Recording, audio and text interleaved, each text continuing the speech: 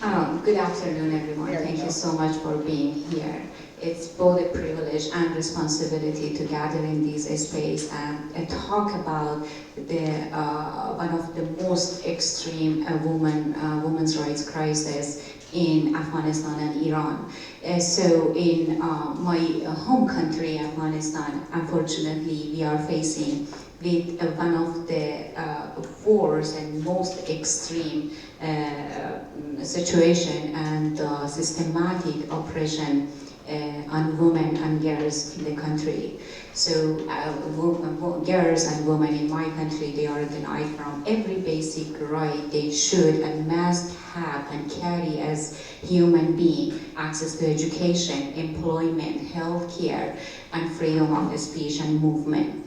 So today we are here to explore and talk about the legal and historical context of gender apartheid, and a little bit about gender apartheid. It was a little bit more than 2 years ago when Afghan women came together, and when we realized what is happening in Afghanistan is much more than only gender-based violence that a lot of other society are facing and women are trying to overcome.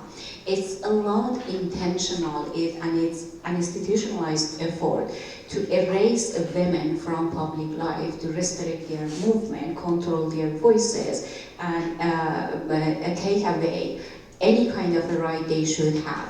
And then we came together and realized this is nothing but gender apartheid. This is not gender-based violence. This is not individual act of misogyny that a lot of other women are facing and trying to overcome. This is very intentional, and this is a state imposed and enforced on women. And we started the gender apartheid campaign, which is one of the campaign, like most organic, absolutely beautiful campaign I have ever seen among Afghan women. Everyone is so passionate about it, and they are contributing out of their own capacity. And we have managed to do a lot of work about which the panelists are going to talk.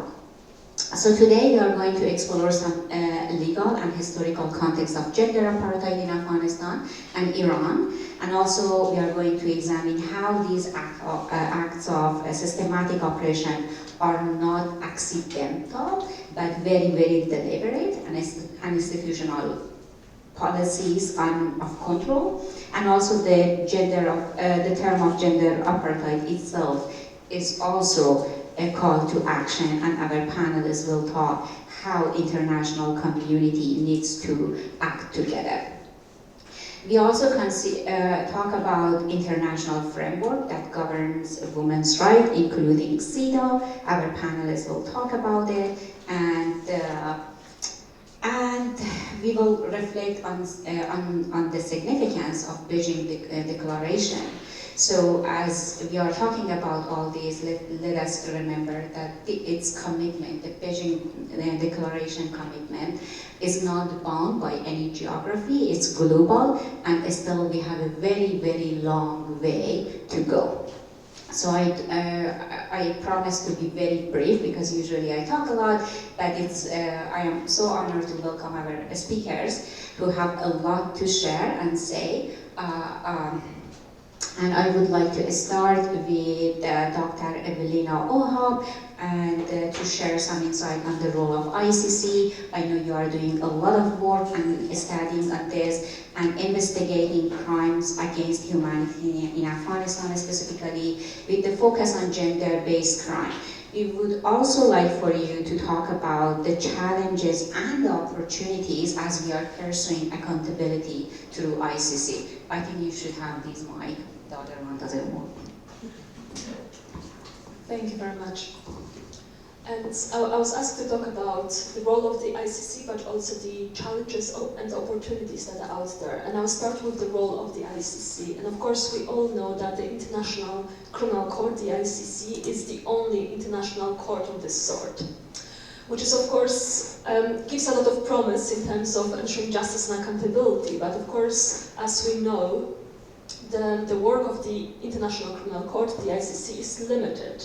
in that, of course, whether the ICC is going to be involved depends on the territorial or personal jurisdiction of the ICC.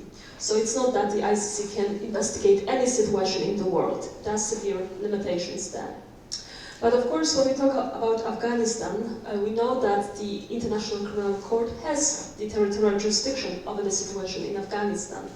And indeed, Afghanistan deposited its instrument of accession back in 2003. And the International Criminal Court has jurisdiction to look into the situation since 1st May 2003.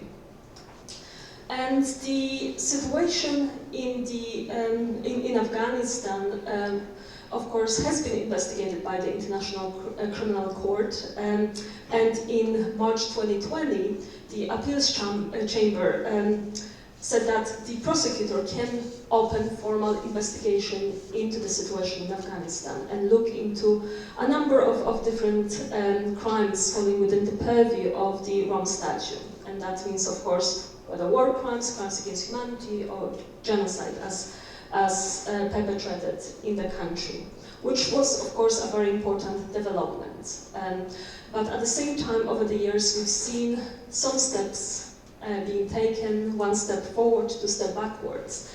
And, but ultimately, in October, in March 2020, that was when, of course, the permission to open an investigation was granted.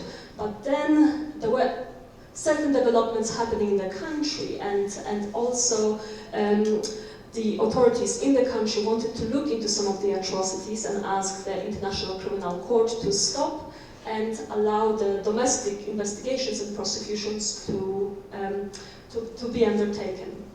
But of course, what happened in August 2021 changed everything, and the Taliban taking over Afghanistan was a significant step, suggesting that, of course, in terms of justice and accountability in the country, nothing will be done. And following the fall of Kabul, following the Taliban taking over Afghanistan, the prosecutor of the International Criminal Court asked the court to actually revive the investigations and ensure that the International Criminal Court can proceed with its work.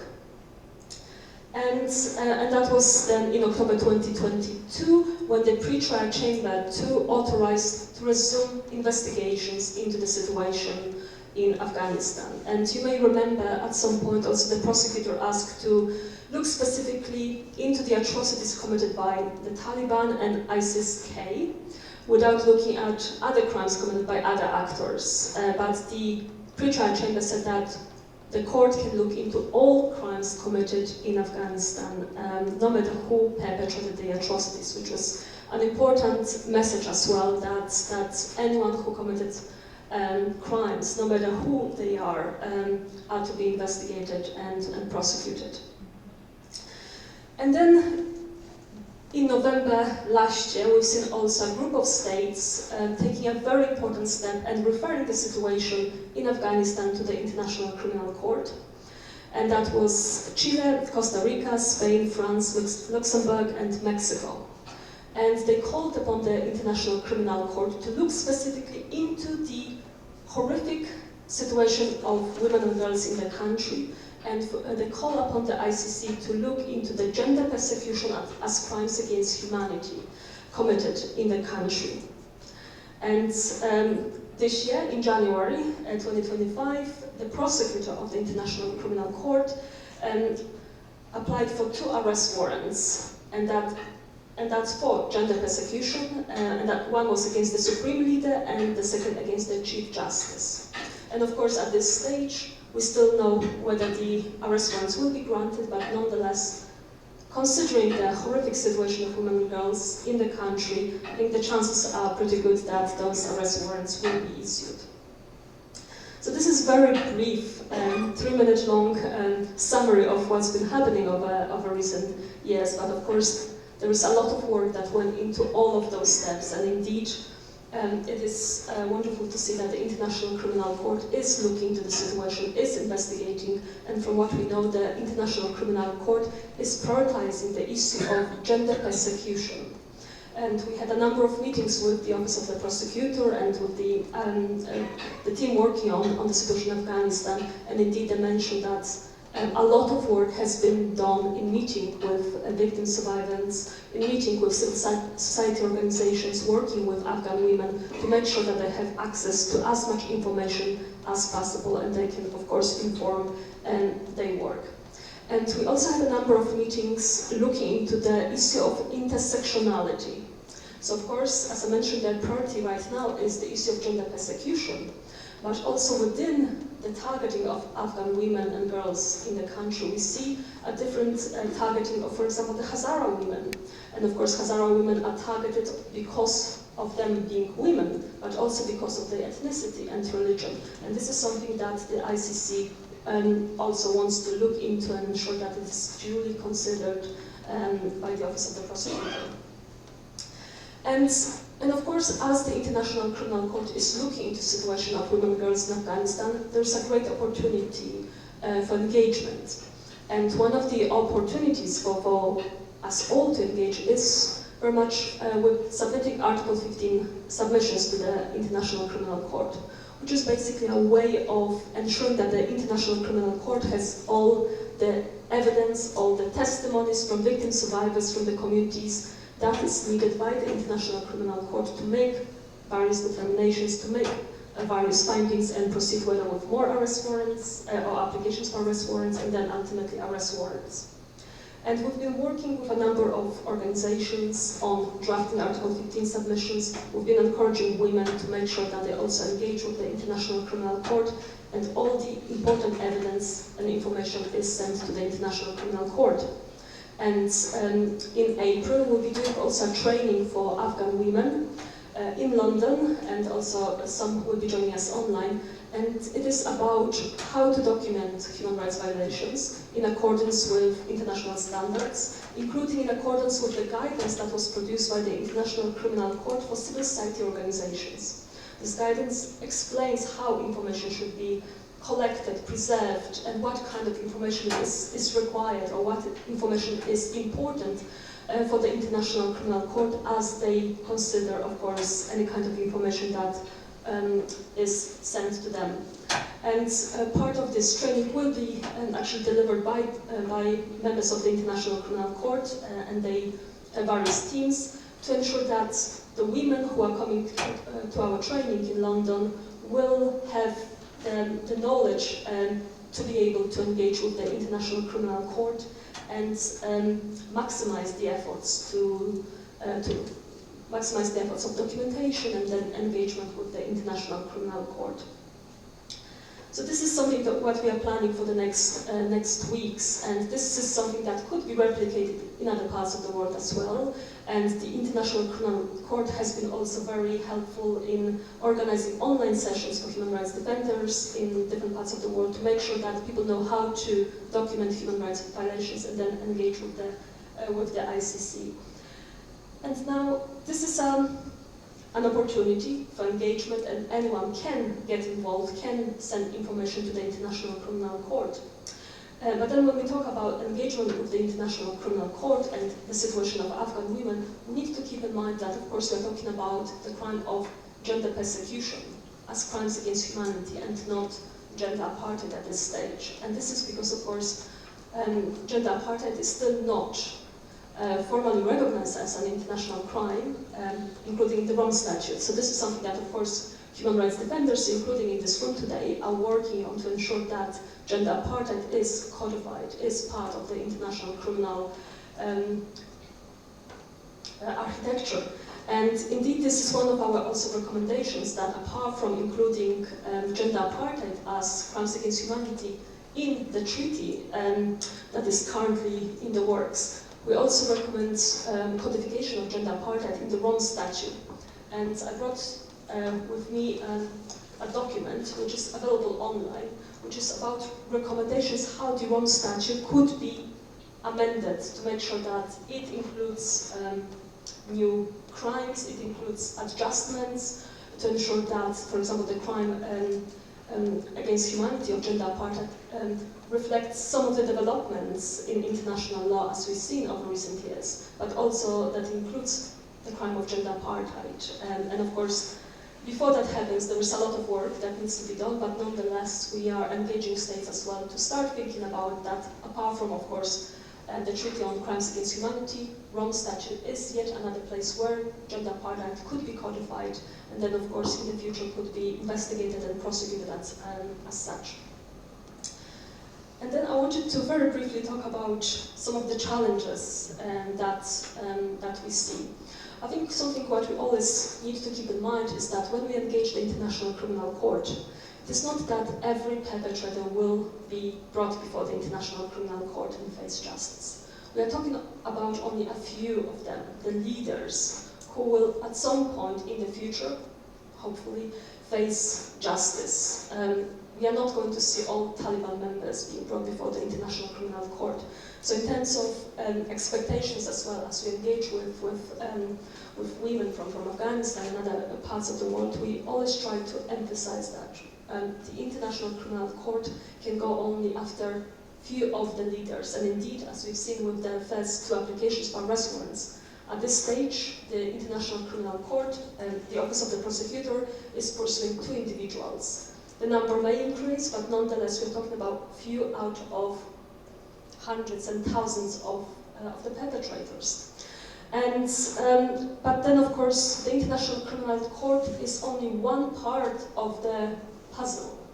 And of course, as we think about engaging International Criminal Court, we cannot ignore other options for justice and accountability, including domestic mechanisms, including under the principle of universal jurisdiction. And again, this is few items of the whole picture, the network of on justice and accountability, and we need to pursue them all rather than focusing on one or the other. And of course, on the universal jurisdiction, we can discuss it, and if there are any questions, I'm happy to answer them all. And the other challenge that I wanted to mention very briefly, and especially as we are today in New York, in the United States, elephant in the room is also the attacks on the International Criminal Court, which are very much related to the case of Afghanistan. Because of course, at the very beginning I mentioned that the British Trial Chamber said that the Office of the Prosecutor and the International Criminal Court can look into all crimes committed in Afghanistan. And that includes the crimes allegedly committed by US soldiers. And this is something that, of course, has been criticized by the US administration, with US administration saying that if anyone is, any US citizen is brought before the International Criminal Court, I think there is even an act in the US that actually the US can invade The Hague, and there's a special act on this. But right now, of course, with the new executive order, with the new executive order, of course, the US wants to sanction a number of people who have been working with the International Criminal Court. For now, only one person has been sanctioned with that executive order, and that's the Chief Prosecutor, Karim Khan. But from what we know, of course, this Secretary of State is working on a report to identify others who should be sanctioned as well. And we are talking about travel bans. So, for example, Karim Khan cannot travel to the US right now, even to attend the UN and to speak at the UN. And he's been briefing the UN Security Council over recent years about the developments with the International Criminal Court, the attempts to ensure justice and accountability. So he won't be able to do it in person anymore.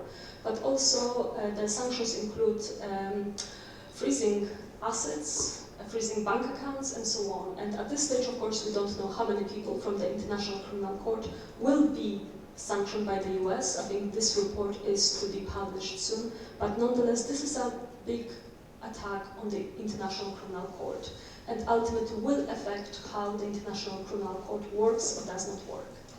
And something that we always need to keep in mind, the case of Afghanistan is an important one, and people in Afghanistan need to be ensure justice and accountability for all crimes that were committed there and continue to be committed.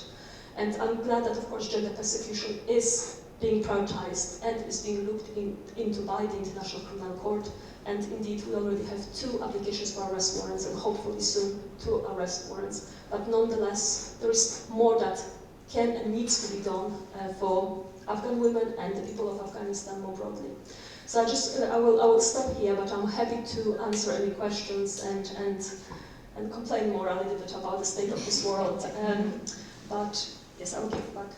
Well, thank you so much for the insightful remarks and sharing a lot of good information on ICC. Just something on the training, and I'm so glad that a lot of training are happening. We have been calling for proper training for our women for a while, and I'm so happy to hear it's happening. We have been seeing all these women both on the ground and outside, working so hard and risking their lives with the documentation and collecting all these stories, testimonial and documentation of on violation of women's rights. But something we were missing is what was just like, doing it in the right way, in effective way. Something like, very similar to the gender apartheid campaign, because we have like thousands of women engaged in this campaign, and we managed to train them on effective advocacy and effective running the campaign. Anyway, so just one thing for the audience, I didn't introduce our panelists, but you have their bios in front of you, so I'm not going to introduce them. Please feel free to read, and we have some good copies of the document, of the toolkit, which Dr. Evelyn will talk about them later. So now I'm honored to invite our second panelist, Ms. Alika Iftihari, to speak about some developments since member state initiated a dispute on their CEDAW, and also they called upon Afghanistan and the Taliban de facto authorities to immediately cease the violation of women and girls. So floor is yours, and I pass this mic for you. Thank you so much, Nansila John. Thank you so much to all of you for being here to hear these important comments. I'm going to give just a little bit of background, just to refresh all of our memories, since there are so many different international legal methods in progress to combat what's happening in Afghanistan. So the UN Convention on the Elimination of All Forms of Discrimination is referred to as the CEDAW. It is considered an international Bill of Rights for women.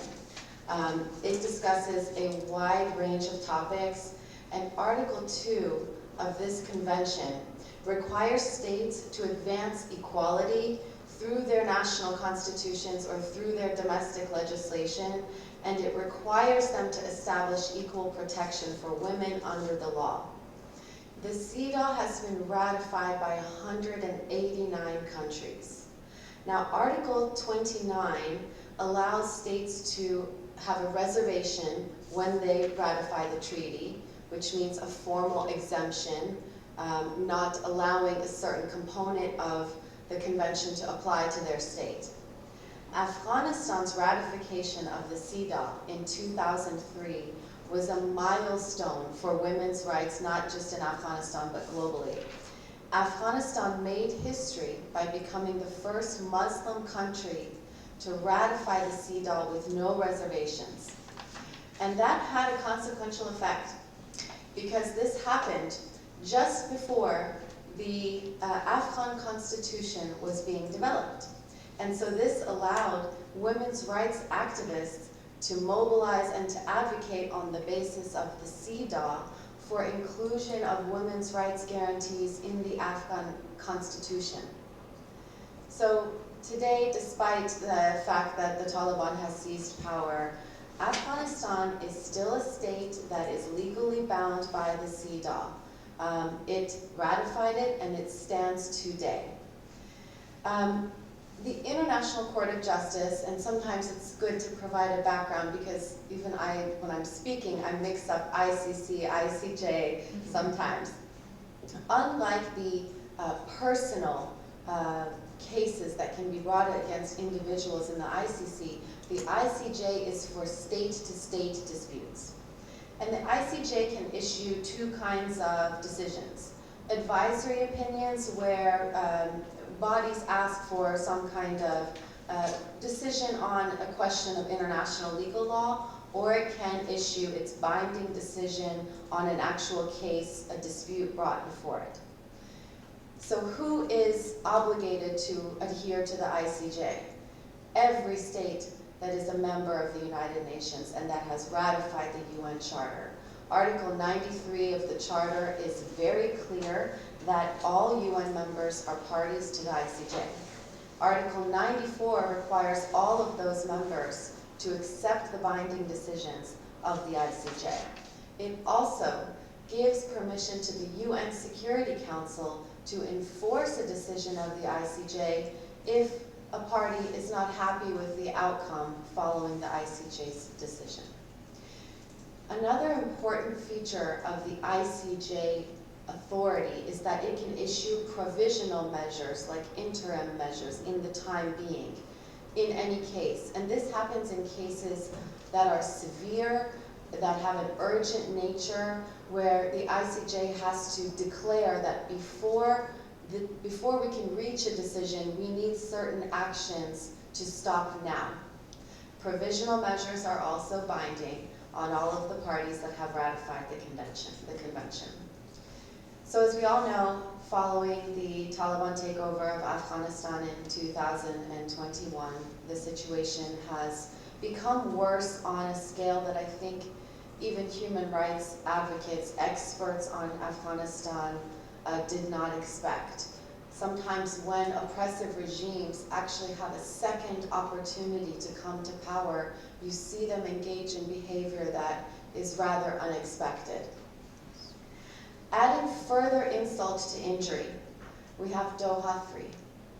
Doha 3 emboldened the Taliban because the Taliban said, if you want us to come to the third meeting for negotiation, that's fine, we'll come. But there can be no women there. And under various types of pressure and decision making, the decision was made to exclude Afghan women from Doha 3. What happened after Doha 3? In about 1 week, the Taliban announced in July 2024 its Vice and Virtue Law, which was 115 pages of some of the most extreme forms of gender persecution that have occurred perhaps in history, unless you go back 1,500 years. So what happened in September of last year? On September 26th, 26 nations led by Australia, Canada, Germany, and the Netherlands called for Afghanistan to be responsible under international law for its ongoing gross and systematic violations of the CEDAW. And they said they condemn the systematic violations and encourage the Taliban to specifically focus on what it had done to women and girls. When this statement was issued in September of last year, there were some experts who cautioned that bringing forward an ICJ case could have the effect of showing legitimization of the Taliban. But there is actually two important pieces here. One, when the September Declaration was made, and this is a quote, the nations and 4 leading countries said, "This action is without prejudice to our firm position that we do not politically recognize the Taliban de facto authorities as the legitimate representation of the Afghan people." Second, legal precedent shows that you don't have to have 2 legitimate governments as adversaries in an ICJ case. In the case of the state of Honduras, in 2009, the state of Honduras brought a case against Brazil, and that was accepted by the ICJ. The case was withdrawn a year later, but it still stands as a component, as an example for what's happening today. So that 26-member nation statement was the first kind of formal step towards moving in the direction of the establishment of an ICJ proceeding. So what does it rely on in taking this action? Article 29 of the CEDAW has a jurisdictional clause which says that you can apply for an interpretation of the CEDAW, and the steps require first negotiation arbitration, and then you have the opportunity to bring the case formally to institute it with the ICJ.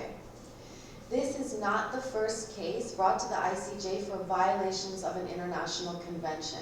So there is also that second layer of precedent that supports the movement in this direction. International law has a phrase called erga omnes. It's Latin, and it basically means that an issue of international law is so important to humanity overall that states have the right to bring disputes under this theory. So any state has the right to invoke the state responsibility of another nation, another government under erga omnes. It has been accepted by the ICJ. So in a 2004 advisory opinion by the ICJ, they said the right of people to have self-determination is an erga omnes right. In July 2012, in the case between Belgium and Senegal, the ICJ found that under the Convention Against Torture, again, there were erga omnes obligations. And then we had more recently the case of the Gambia against Myanmar for the persecution of the Rohingya people. When the ICJ issued provisional measures there in 2020, they said that the Gambia had standing to bring the case against Myanmar based on the same obligations enshrined in the Convention Against Genocide. So there is another aspect of difficulty perceived with bringing an ICJ case against the Taliban, and that is the issue of culture, tradition, religion, which are sometimes excuses given by oppressive regimes. Article 5 of the CEDAW establishes that culture and tradition are not an excuse. Then you have the situation of the committee's review of Saudi Arabia, which said that Saudi Arabia's male guardianship law still was not acceptable because there's a diversity of religious opinion about these types of Islamic issues. So before Australia, Germany, Canada, and the Netherlands can take their case forward, they need to complete negotiation. They need to spend 6 months trying to form an arbitral panel to actually create an arbitration. And then the case can be submitted to the ICJ. Cases in the ICJ can take many months or years, that's true, and that is one of the major difficulties.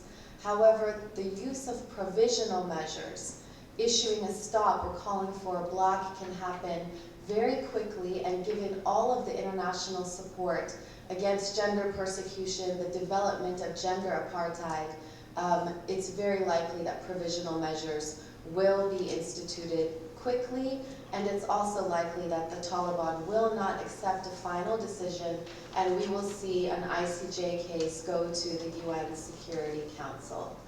That's an overview of kind of where things are, and I will pass it back to you, Nadia. Keep it. I think I can work with this. Thank you so much for sharing all this information over the CEDAW, and that's actually one of my favorite law. But for our protection, for our human rights protection, we need law, but we also need law enforcement to create an accountability mechanism. So, okay, next I would like to invite my dear friend, Ms. Suyeri, to talk about the legal recognition. And Gisujan, tell us why this legal recognition of gender apartheid is very critical for women, you as an Afghan woman, as an Afghan Hazara woman, and what it means for women in Afghanistan and across the world to support this momentum. Hi, how are you? That was a lot of information, right? A lot of legal frameworks, a lot of vocabularies to learn. That's what we deal with as an advocate these days. Thanks for that question. I mean, before I answer that question, I'm a storyteller. I usually speak with women inside Afghanistan. I assess how the policies of the Taliban are impacting women both privately and at the public level. The stories I'm hearing, the women that I talk to, are telling me their coping mechanisms, their resistance from inside Afghanistan, and they also maintain their connection with women who are globally taking the movement forward. And all of these complaints that we have, I think I'm going to put a positive note a little bit on it. Since the collapse of Afghanistan in the hand of Taliban, thanks to CEDA, thanks to Resolution 1325, thanks to all these legal human rights frameworks that existed and implemented in Afghanistan for 20 years, that equipped us, Afghan women, to come together and mobilize and create the movement and take the movement forward. After the collapse of Afghanistan in the hand of Taliban, I am a survivor from Afghanistan that the Taliban kidnapped my father 25 years ago. He never came back, right? But I think I got these skills inside Afghanistan to fight them until now, years later. But I think what is happening in Afghanistan is really systematic, right? And something that Afghan women in Afghanistan are experiencing are not happening anywhere in the world. Now I'm putting my advocacy hat on and I'm telling you all these motivational words. If you're in Afghanistan, if you live there, you can't go to school if you're over 6th grade. Yesterday was our New Year. Happy Nowruz Mubarak. But that's also the first day of school opening. This is the 4th year. Girls can't go to school after their 6th grade. Universities are closed. You can't work. You don't have public spaces. You cannot go to a beauty salon. You cannot use any spaces outside your house. Why am I giving you all this information? So, because why the recognition of gender apartheid matters. You don't see anything like this in the world, do you? Have you read anywhere that women can't go to school because you're a woman and you're a girl? And do you have a policy and law that prohibits you from the public life? Does that exist anywhere in the world? And it doesn't. And responding to your question, I think there are 3 important components that why codifying gender apartheid matters to us in Afghanistan. It needs to happen soon, that it will not happen anywhere else in the world. I think the codification of, I'm not a lawyer, I'm an advocate, I'm learning every day all these words, right, all these frameworks to make sure that I'm equipped enough, right, to advocate for it and raise awareness. I think when you talk about recognition of gender apartheid, I think it probably encompass and cover the full-scale atrocities that is happening in Afghanistan. That is systematic, that is happening by a group that is controlling the government, and they also have the vice and virtue law that needs to be implemented in every single community, and they also have policies that can go after you and hold you accountable if you do not obey those policies and atrocities. I think the dehumanization that is happening inside Afghanistan needs to be recognized, and the response is that the gender recognition of gender apartheid, or even the codification of gender apartheid and the Crimes Against Humanity Convention, I think is going to do something else to us, and which is preventing normalization and impunity of the Taliban internationally.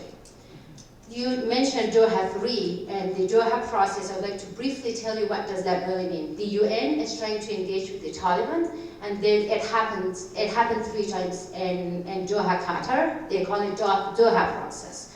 They bring the Taliban over, they negotiate. So what happened in Doha 3, normalization started taking place, right? That it's really easy to be a sympathizer to the Taliban.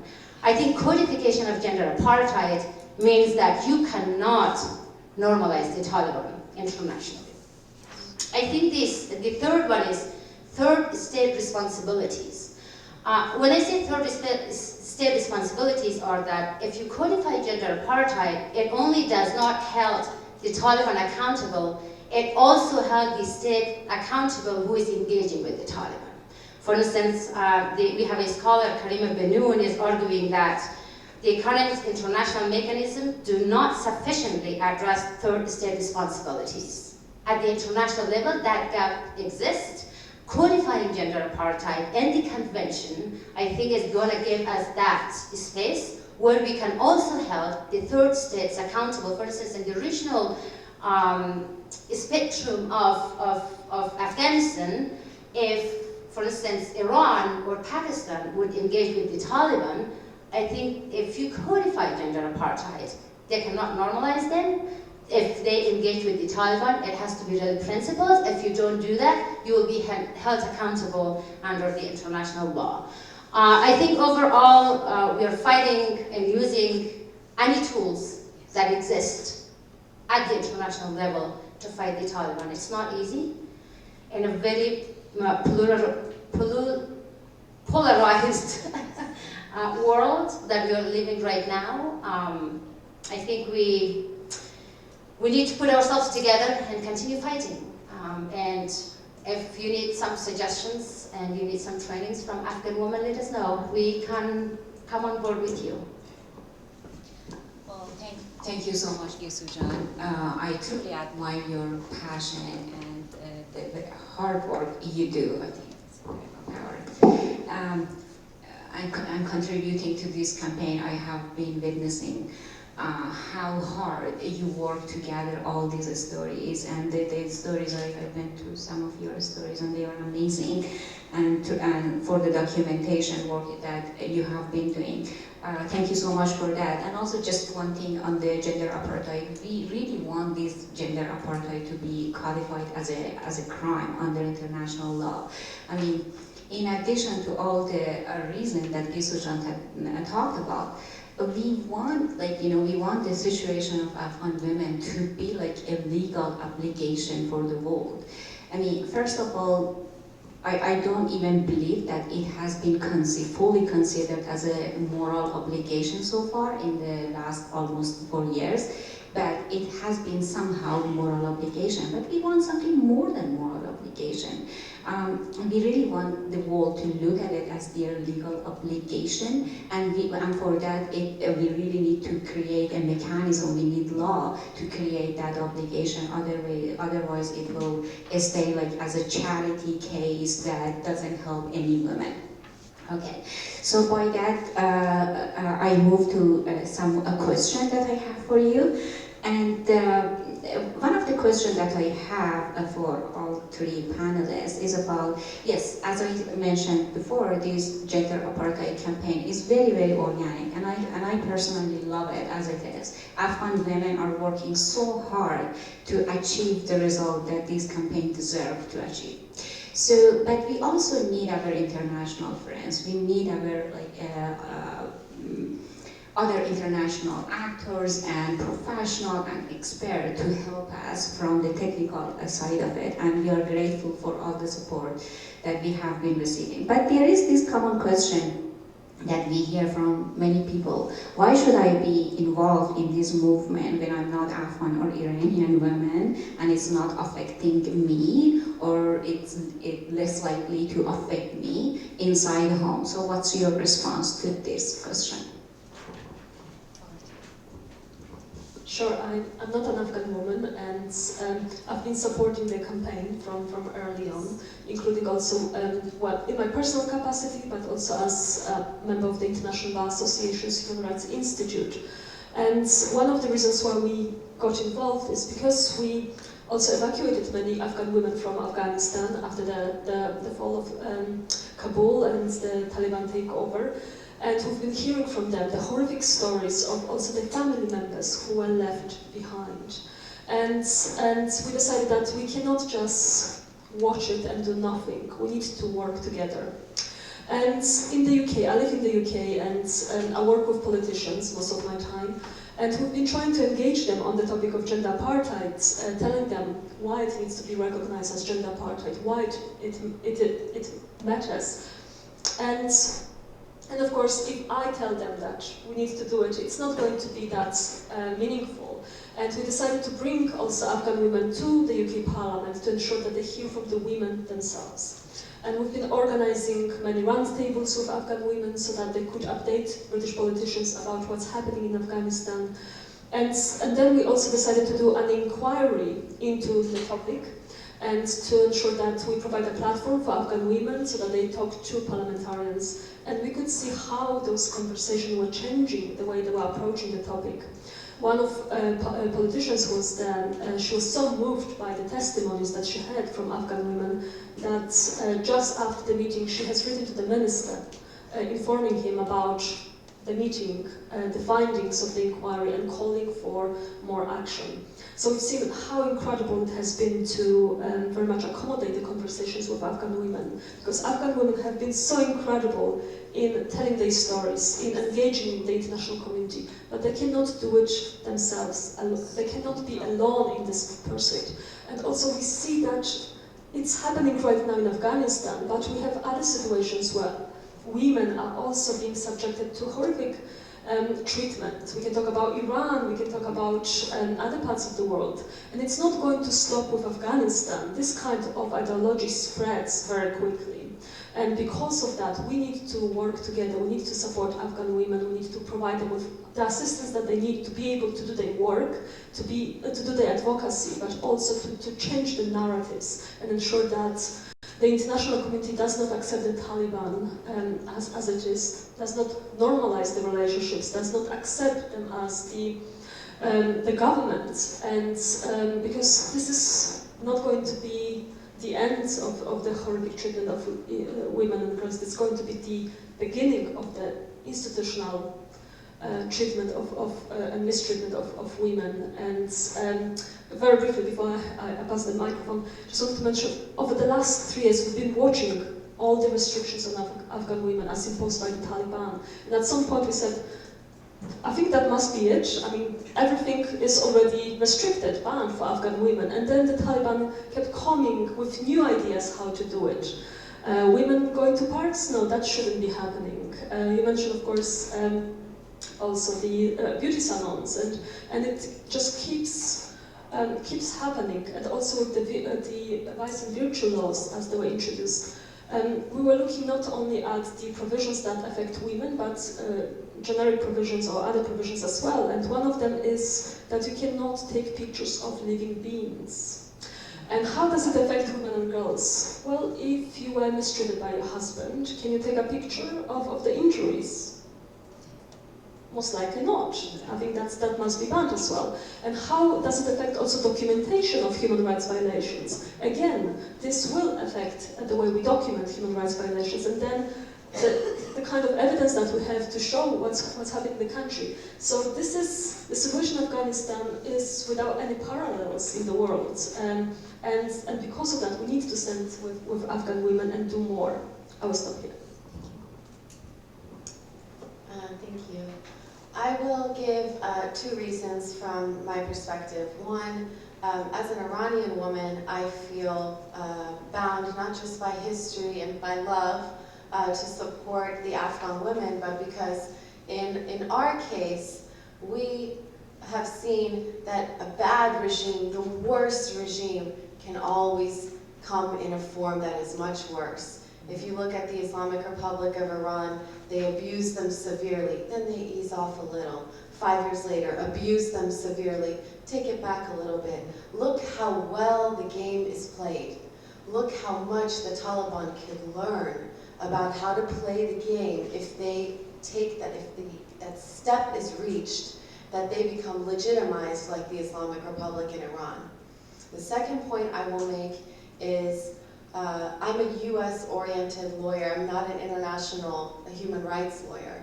I worked in the US government. I still today, most of my work is engaging in US advocacy on issues of human rights for women in Iran and Afghanistan. And I have learned that with nations pursue their own national interests, and you have to be strategic about how you get their ear. And Mercedes Shahinkar is here today. She's wearing sunglasses. She is an Iranian human rights activist, very well known. She won the Sakharov Prize in Europe, which is the highest human rights award in Europe. She's also wearing sunglasses because she is a survivor of intentional blinding in Iran. She was blinded in person intentionally during the 2022 protests. And she told me and gave me an example that opened my eyes quite a bit and shapes how I discuss with the US government why we need to support these women. She said, you know, when you have all of these gender persecution and gender discrimination laws against a woman about how she has to dress when she goes out, when you teach that woman who's 20 years old and you teach her 8-year-old or 12-year-old younger brother that you have to go with her, just go with her. You are putting in his mind a framework that even if he comes from the best family and gets the best education, your political environment affects you deeply. And you are putting the roots in the mind of these men that can cause them, with 2, 3 bad experiences, to shift towards terrorism, cyber warfare, to other kinds of manifestations that are deeply harmful to US and other nations' national security objectives. So that framework also I have found to be effective. I think thanks for that question, because usually that's a regular question we confront. Why it matters, I think. I would like to tell you that, yes, the laws exist, the Taliban are implementing their laws, but there is an underground resistance happening in Afghanistan. So it's through underground schools, protests from homes, connection with the global movement that Afghan women lead right now, and also the work is happening inside, but nobody's talking about it because they don't want to be targeted and they don't want to experience imprisonment. Why it matters to show the solidarity? Because I think it boosts the international community and the donors to maintain the civil society of Afghanistan. If the civil society of Afghanistan will die, I don't think anybody will be inside the country to fight the Taliban. We don't want to experience what you're experiencing in Iran. That took 40 years, more than 40 years. Is that what we're expecting? Because I think raising awareness, showing solidarity means that you believe in the human rights ecosystem that also impact Afghanistan, and you want to make sure that the civil society that's taking the movement forward and giving you documents and evidence from Afghanistan is going to survive. I think the other obligation that we have is, do we really care about this whole human rights ecosystem to survive in a world where we live right now? So my field is human rights. It impacted my life. I think it's impacting everybody around me. Should we show solidarity and raise awareness in a time where Afghanistan will be forgotten very soon? Afghanistan is not on the news anymore, right? The atrocities that's happening inside Afghanistan is not grabbing attention globally. I think it's a time where we need to listen to those who are inside, listen to those who are taking the movement forward, with one exception, is that when we show solidarity, I think we should make sure that we don't take the agency of Afghan women away from them. Because I think that agency is key, that is pushing us to take the movement forward. I think the last part, why it matters, is that we need to do something that will not see it happening somewhere else. I think that is our responsibility, not only a moral obligation, as Vajani said. I think it's a responsibility where we care about the human rights values globally, and we don't want to see it somewhere else, so that Afghanistan will become a lessons learned for other countries. I don't think we as an activist, I as a survivor of child marriage, would like to see other women going through what women go through in Afghanistan. Yes, thank you.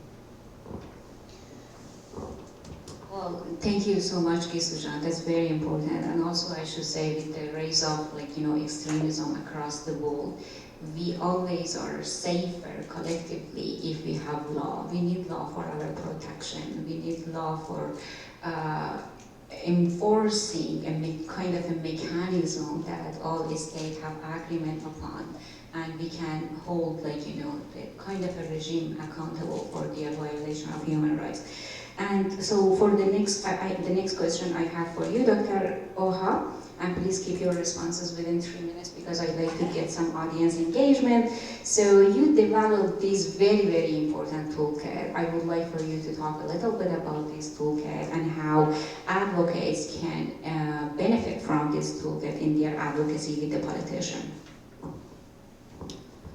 Thank you very much. I already mentioned the gender apartheid inquiry that we did in the UK Parliament, which was a group of parliamentarians from different parties, cross-party, coming together to hear from Afghan women and also Iranian women, because its focus was on Afghanistan and Iran, mirroring the approach from the End Gender Apartheid campaign, and hearing not only about the situation in Afghanistan and Iran, but also what should be the response? What should the UK Parliament and government have, call for?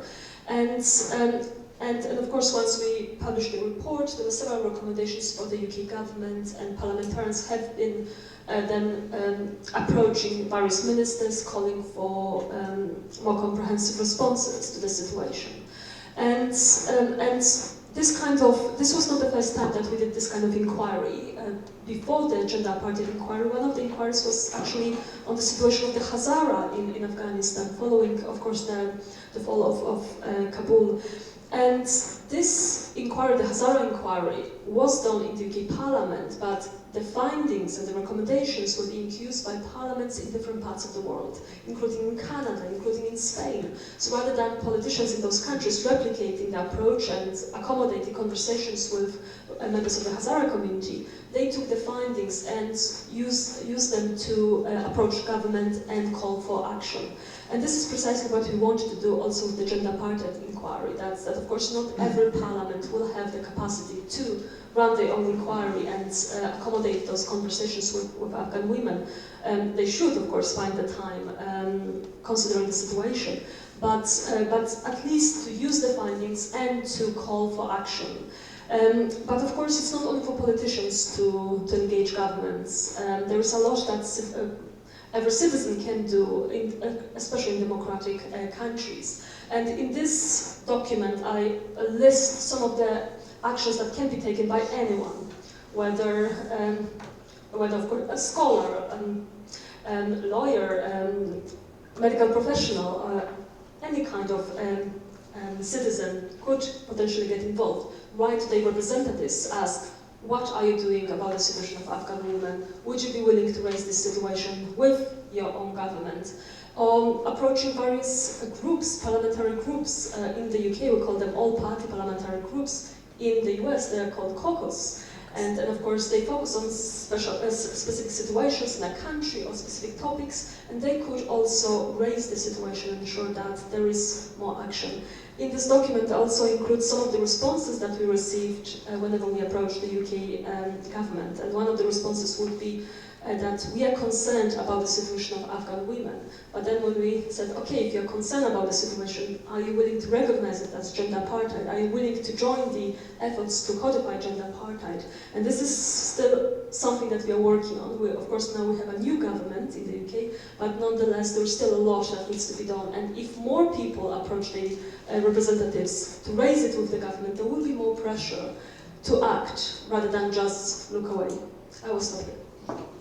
Well, thank you so much. So we have some copies of the toolkit in here, and also a digital copy of this toolkit can be found in the website of Right to Learn Afghanistan. So please feel free to take a look and give it a read.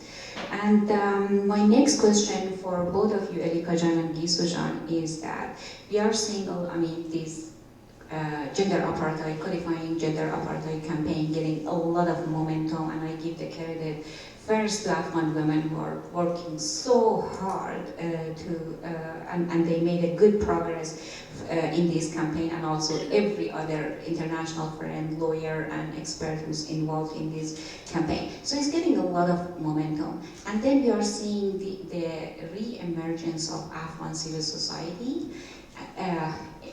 outside Afghanistan. What is the role of civil society, Afghan civil society for you, Gisujan, and civil society in general for you, Elikajan, to support this momentum? We got a lot of good momentum on this. So how we can achieve the result we really are looking to achieve? I'm sure I can keep my answer pretty short. 3 minutes. This is just my personal, professional opinion, but based on my close working with the US government, when civil society engages in political advocacy, that's called a lobby. That's a lobby.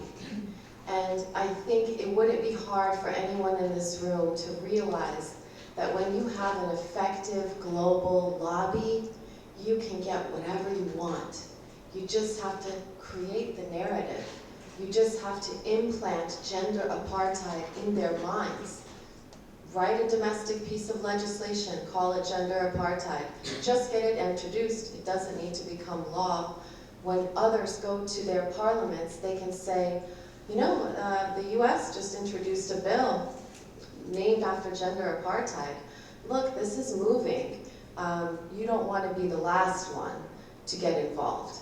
That's called lobbying. I know lobbying sometimes has a sinister meaning, but that's what we call educational lobbying. And I think civil society combined with advocacy is a very, very powerful tool that can be leveraged. I think what's happening in Afghanistan, as I say, is something that we should not be quiet about and we should not be silenced. I think mobilization is key. When you mobilize, you cannot do it without the civil society. I think we were really lucky. Yes, Afghanistan collapsed and we lost a country, but I think the positive side of that is that the re-emergence of the civil society that lead by women of Afghanistan and a lot of men counterpart too, I think is helping the campaign. And then it's helping in a way that we are scattered. It's unfortunate that we are scattered in so many countries. But at the same time, I think that mobilization is happening in these different countries that connect us to raise awareness as much as possible. But I think the civil society inside Afghanistan is not as vocal as they can be. But I think the connection and the dialogues that have been maintained in the past almost 4 years among civil society of Afghanistan, I think is a hope for this campaign, and also pressuring different communities and different public spheres to make sure that they raise their awarenesses through all these other mechanisms that you have described here in the methods. I mean, at the end, I would like to say is that it's extremely difficult to keep track of what is happening in the world. But I think the difference between Afghanistan and women of Afghanistan compared to the other issues are that it's so systematic inside Afghanistan that it erased women from everything in the society. But I think it's worth focused, and also if you would like to be, I think, in touch, you can look in the internet. You just put it in Google, just say gender apartheid in Afghanistan. You will have access to a lot of documents, a lot of reports, a lot of, you look at all the accountability mechanisms that the women of Afghanistan are pushing for, is in Google. You don't have to follow any newspapers, you don't have to follow any Twitter accounts, just Google it, it's up there, and then let's keep pushing, let's see what's going to happen. The fight is probably going to be really exhausting. Thank you so much, everyone, for sharing all these important insights. Now I would like to open it up to the audience. Please please introduce yourself very briefly. Ask your question and specify to whom your question is posed to. Yeah, I see a hand over there. The floor is yours. You need to project your voice a little bit. Thank you. Okay. Hi, I'm Adrian Mott. I work for the organization Women of Color Advancing Peace, Security, and Conflict Transformation. I'm based in Rabat, Morocco, which has an interesting gender apartheid happening, especially in rural Sus communities. My question for you, Madam, is how do you combat the idea of gender apartheid when looking at social media? So you already mentioned Twitter and Google, but Google and Twitter, as well as YouTube and other social media platforms, tend to not produce information that is not palatable for a certain demographic, and I think we all know who that demographic is. They're not in this room. And so when that is the media that most people consume, what is the method and the metric with which you use to combat that? I'm asking because that's something that I confront in Morocco a lot. A lot of the men there, who are also predominantly Muslim country, they're like, oh no, everything in Afghanistan, like, Afghanistan's fine. And I'm like, where are the women? I haven't seen a single woman in any of the things that you're seeing, but you're saying, oh, it's a safe country. I said, for who? And they're like, oh, well, look at this YouTube video, and look at this other YouTube video, and look at this YouTube video, and look at these tweets, and look at these Facebook posts. Always men, but like, men aren't always, no offense. Sorry about that. And so how do you combat that? Because I feel like, yes, men are more susceptible to that, but depending on where you are, the demographic of women are also susceptible to watching YouTube and social media and saying, oh, this is where I got my information from. The activists, they're doing too much. They're saying too much, but like, this is the reality. I'm watching it in a video. Mm-hmm. Thank you. Well, thank you so much. And let's see if I see, okay. What was your name? Oh my God. Mercedes. Mercedes, please ask your question. You need to project your voice. سوال من اینه که اول یک توضیح کوچیک بدم در مورد اینکه الان اتحاد بین زنان ایران و افغانستان روز به روز داره بیشتر میشه و ما میبینیم در مورد موضوع آپارتاید جنسیتی خیلی فعالیت داریم میکنیم در کنار هم دیگه. سوال اصلی من اینه که میخوام بدونم که از لحاظ قانونی چجوری میتونن به ما کمک کنن که ما تسریع بدیم این موضوع رو سریعتر عمل بکنیم بابتش که چه کمکی میتونن چه پیشنهادی دارن برای ما که ما بتونیم این فعالیتمون رو بیشتر گسترش بدیم و از لحاظ قانونی چه پیشنهادی دارن که ما بتونیم خیلی سریعتر این مسئله رو جلو ببریم. عالی. Would you like to translate it? Any question? You can translate. No, you can do it. Please go for it. Mercedes made the point and asked the question, given all of these efforts, these methods that are attempting to be used to develop courts or a convention against crimes against humanity, we have seen this development, maybe through the campaign to end gender apartheid, but I've also seen it in such an organic way. What I hear Iranian women say about Afghan women, it really comes from the heart. It really comes from, we cannot let them do that to us. We cannot let their government be legitimized. And Mercedes makes the point that this hambastagi, we call it, that leads to hamkari, this heart cooperation that leads to collaboration, how can this have a positive effect on the nature of all of these developments? Thank you. Let's see if I see any other hand. Yes, please. Sorry, I have a cold and that's why I'm asking. Yes. My name is Tasneem Azim. I'm from Bangladesh. I'm representing the women's rights organization there from Nadipoko. What we have in Bangladesh is an Asian women's university where there are about 200 Afghan girls studying. And so we had them over to Nadipoko to explain, to tell us about their life, what happened, how did they get here. And of course it was heart-rending. But one of the things that worries us is, okay, what next? They'll get the degrees, they're all trying to go to Europe or come to the US for further studies. But we know what the situation is like now, over here. So what is their future for people who are already here, for girls and women who are already here, and for people who are exiled to other countries and who are planning to come here? Because we know it's very difficult now with the present administration. So what is the future here? What do you think? Yeah, absolutely. Very important question. Very good question. So if there is no any other, oh, please go for it. Hello, my name is Michelle Gates Roberts. I am from the U.S. We'll leave it at that. I'm here with the FALCO, the Federation of American Women's Clubs Overseas, meaning that I've spent much of my adult life living outside of my home country and culture. Currently, as I said, I'm here doing a lot of advocacy work. And when I meet Afghani women here, they say, please tell the story, please raise awareness.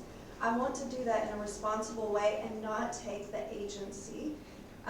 But especially where I'm located now, there are no Afghani women. There's not a lot of education on what is going on currently. It's old news, especially as we are facing what we are facing today. Yes. But would just like to add that it's not hard for the women where I'm from to see what is happening today here and where it could lead very quickly. And so they're very eager to fight, not just for the women here, but women everywhere. Thank you. So now if there is no other question, I let our panelists to provide some response. Would you like to start, Dr. Ohab? Oh, from Lisa. Thanks for those critical questions. On the social media question, I'm not going to comment on what's happening here, but this is not new to us.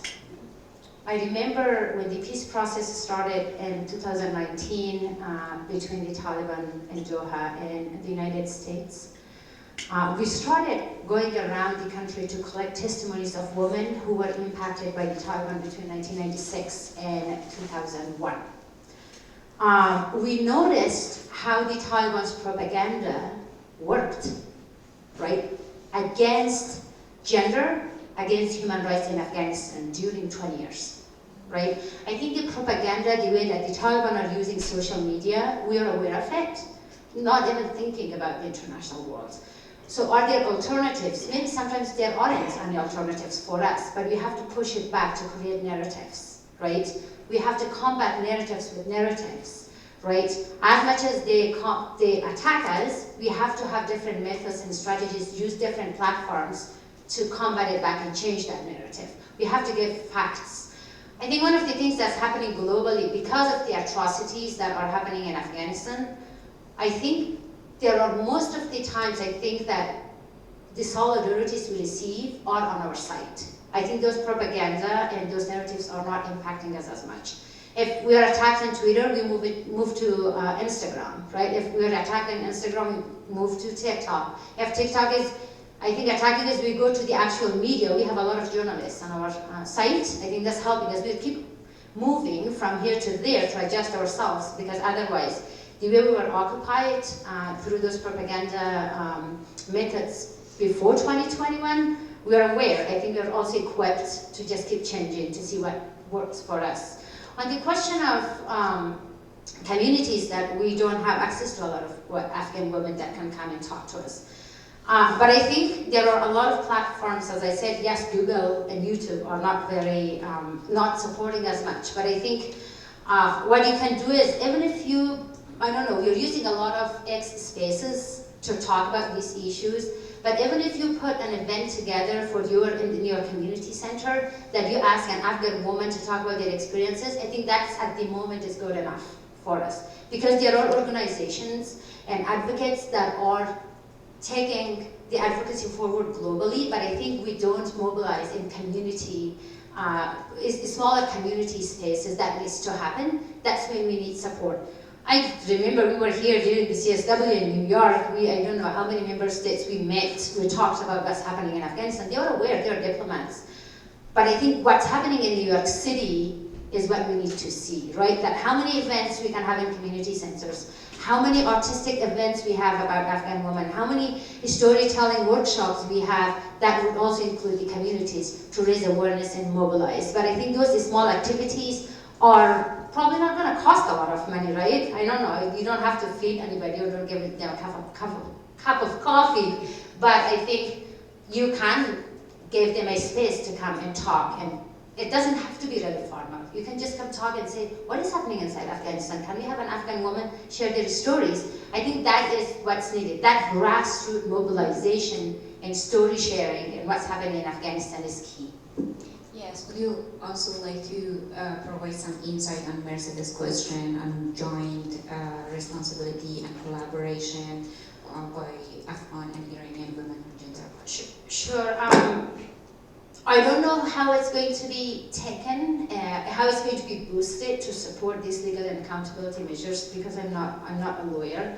But I think the unity between the two countries were questions 2 years ago. When gender apartheid campaign started globally, that was pushed by Iranian women and also Afghan women, but there was a gap between the two. I think 2 years later now, especially at the beginning of this year, we see more, I think, unified voices coming together and sharing stories. I think that dialogue is key to show that gender apartheid is not only happening inside Afghanistan, it's also happening in another country, that they define it as an apartheid and a systematic approach to control women inside that country. I think that collaboration that is happening around the world, I think is empowering the global movement and the seriousness of the atrocities that are happening in those countries. How is it going to impact to fasten the process? I don't think it can do enough if we don't have grassroots mobilization. Because the codification of gender apartheid in the 6th Committee, we don't know anything until 2029. Is codification of gender apartheid is going to be a solution for women in Afghanistan? In the short term, no. It may not rescue women in Afghanistan, right? But what does it do? The advocacy and the codification of gender apartheid, the process that we go through, is not going to let the Taliban to be legitimized. If the advocacy didn't exist in the past 3 years, the Taliban would have a representative in the UN and would not be allowed to speak at different events, right? So those are the results looking at it positively. But I think it supports the legal accountability frameworks globally only if we maintain the momentum. If we don't, it'll be on and off.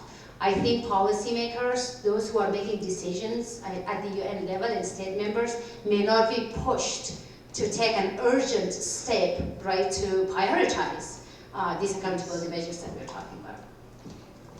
And since you have the mic, keep the mic, I think the other question we might have some insight on is what's next for those Afghan women who are studying outside Afghanistan. What is next for them? Honestly speaking, you know what we do? This is not probably a good strategy for Afghanistan. If you can rescue women from inside Afghanistan, rescue them. I came in this country in 2007. I'm going to tell you this experience because it's relevant to respond to that question. I came here because I did have a child marriage case inside Afghanistan when I was 6 years old. I couldn't go back to Afghanistan, right? I went to University of Virginia. I came to New York. I studied human rights in Columbia University. You know what was my obligation? That my mom wanted me to go back to Afghanistan and help women. I had to return. I think, and also wanted to save my life. I think it's worth to give any opportunities to women to learn. I think learning is key for the future of Afghanistan. And if they, where are they? They are, as you asked, they're in Bangladesh. We do have a lot of women studying in the Middle East, in Central Asian countries, and the United States, and Europe. They will not go back. You know, I think we know it's a fact that they will not go back to Afghanistan because they don't have a space and they will not survive. If you enter Afghanistan through the airport, they'll look at your passport, which country you came from, they're going to question you. Let's think about the degree that they received from that country. You're an ally to the Western world. It means I don't like you to come in the country. You're going to those universities with the hope that they don't return, as of now. But I think investing on their education, they're brilliant. They love education because they're thirsty for education and opportunities. I think they need to come to these countries to educate themselves because one day we will go back home. And I think I believe in that. After 9.5 years, I returned to Afghanistan and I worked there and I know what it means. And I know, and also we are doing storytellings, and my colleague Laura is sitting here. We are tracking young women who are attending universities in France, Canada, United States. We are looking at them and their desires to return back to Afghanistan. It means that it's worth investing with the hope that one day they will return home. Thank you. So, Elika, maybe you want to respond to Mercedes' question. And you are also working so hard to build this collaboration between Iranian and Afghan women.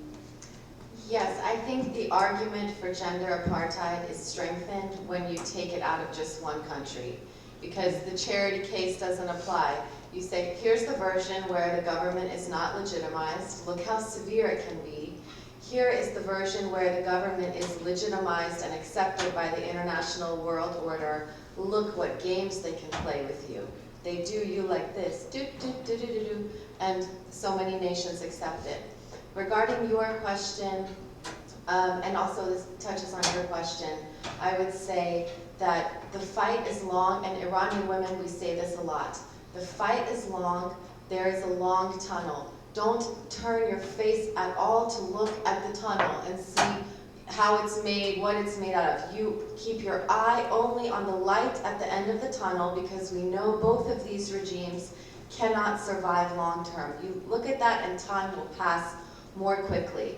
And when you get to a rough spot, to a rough place where people don't want to hear you talk about human rights, maybe policymakers, be nimble, be smart, be like a fish in the water that moves as the current changes.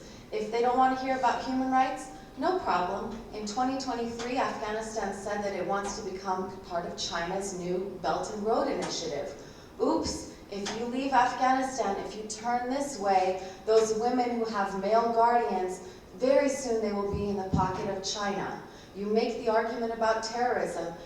The educational advocacy is what makes the story. We have the power to make the story. We just have to take it to them a lot from different directions.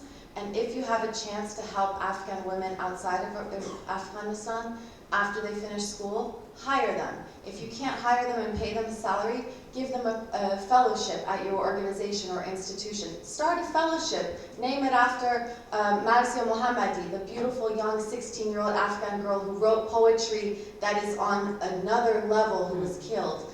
If you don't have an organization, go to your friends, make friends, call on other women to tell them and their organizations to create fellowships in human rights, so that these Afghan women are empowered, so that their, frankly, resumes are empowered to take them higher and higher, to be closer and closer to policymakers.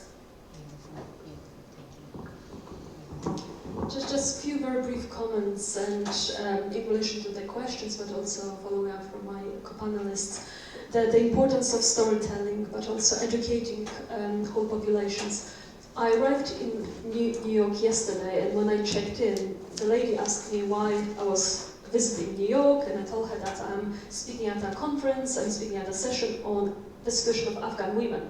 And she asked me, is the situation bad? Which, of course, shocked me a little bit, but now she knows, I can assure you that. But at the same time, I live in a bubble, human rights bubble. I work on situations in several countries, and it's always horrific situations, horrific stories. And the general population, unfortunately, is not necessarily educated in this situation. And as it was mentioned as well, the stories of Afghan women are disappearing from the mainstream media, and the focus is always disappearing and moving from one situation to another. So there is a great need of ensuring that more stories are reported on a regular basis, so that people don't think that only because the situation of Afghan women is not necessarily on making the headlines right now, it doesn't mean that the situation improved. It just means that, as we know, media moved very quickly from one situation to another. And it is key to ensure that the stories are being told again and again and again until we see a change. And also in relation to the situation in Iran and Afghanistan, as we did the gender apartheid inquiry, we looked into the situation in both countries, and we are not saying that the situations are exactly the same. There are differences, of course. But we also try to make it very, very clear that this kind of ideology will spread. It's very visible in those two countries, but it will spread. And I work also on the situation in Iraq. And even in recent months, we've seen new legislations, for example, trying to legalizing child marriage. And something that Iraq also made important steps to criminalize it in the past, or ban it in the past, and now in 2025 it's been legalized. So of course, again, the ideology spreads, and especially if we send a message that you can get away with something such as gender apartheid or gender persecution, it will spread, and we need to work together to counter this kind of narratives, this kind of ideology, because again, Iran and Afghanistan are not going to be the first countries and the last countries. Unfortunately, it will spread across, and there are a few other examples we can talk about where we see more restrictions on women being implemented, and we need to counter it with information, education, and engagement. And very briefly, I wanted also to mention some of the collaborations that we've seen over recent years, and of course, In the UK Parliament, we now organize regular roundtables for Afghan women, for Iranian women, and in one of the sessions we had Elif Shafak, who came to also share to share her perception of the situation and share why she wanted to raise voices of Afghan women. So it was incredible to see how women from different backgrounds were coming together to Parliament and to join Afghan women, to join Iranian women and stand in solidarity with them. And very briefly on a message in terms of the engagement of especially men also in this kind of campaigns. In the UK Parliament we had a number of incredible men also joining the campaign and raising the issue of Afghan women in the various capacities, and we've seen them also asking the questions why the government is not doing more on it. And we need more men also joining this campaign and standing with Afghan women, because ultimately, of course, it's not only for women to fight for their rights. I mean, in 2025, it should be a no-brainer. And of course, we continue engaging as many parliamentarians, but also people from outside of Parliament, to make sure that they join the efforts and play their part in fighting for Afghan women, fighting for Iranian women, and fighting for women around the world. Well, esteemed panelists, distinguished audience, thank you so very much for being here. It was such an important talk by our panelists, and please feel free to look at Right to Learn Afghanistan website. We have a lot of information, good information on this campaign. And as we conclude this session, I would like to emphasize on the urgent need for collective action by the world. The situation of Afghanistan, the situation of women in Afghanistan is the collective failure by the world, which requires collective action. And that includes leveraging every diplomatic and legal avenue to hold the Taliban accountable, supporting the mechanism at ICC, implementing targeted sanction on the Taliban members, and also supporting the campaign and supporting Afghan civil society who's been working so hard to maintain this momentum. So thank you so much for being here and for listening to our panelists.